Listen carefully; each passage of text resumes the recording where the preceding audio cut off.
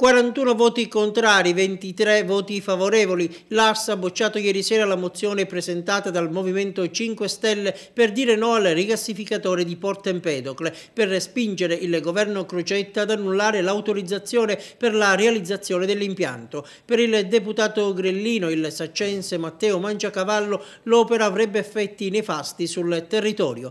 Diversi gli interventi durante il dibattito. Roberto Di Mauro, MPA-PDS, ha preso posizione a sostegno del rigassificatore, evidenziando il danno che deriverebbe alla Regione se si stoppasse un iter già avviato. Favorevole anche Michele Cimino, di Voce Siciliana, che ha chiesto al governo Crocetta di avere notizie certe dall'Enel sui tempi di realizzazione e sui posti di lavoro. Esulta il deputato Lillo Firetto, che è anche sindaco di Porto Empedocle, ma è critico con quanti musumeci e grillini hanno chiesto che si votasse a scrutinio segreto. È una pratica della peggior Prima Repubblica che va assolutamente censurata. Lillo Firetto parla di mozione assurda e attacca ancora il Movimento 5 Stelle.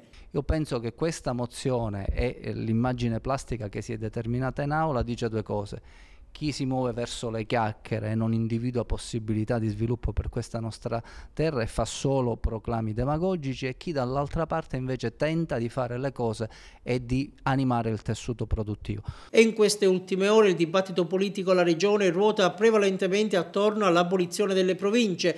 L'UDC, che in un primo momento si era sganciata dal disegno di legge varato dalla Giunta Crocetta, adesso ha rivisto la posizione. Ma non è una sorta di marcia indietro, si affretta a dire Firetto, parlamentare dello scudo crociato. L'intesa politica è arrivata, spiega, perché rispetto all'impalcatura originaria qualcosa è cambiata.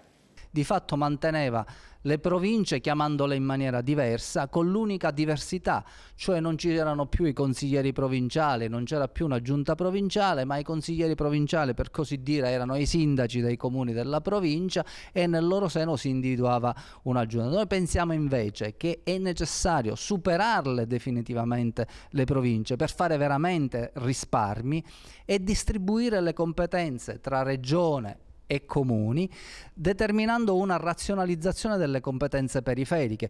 Questo significa efficientare i processi amministrativi e realizzare un grandissimo risparmio per le casse pubbliche.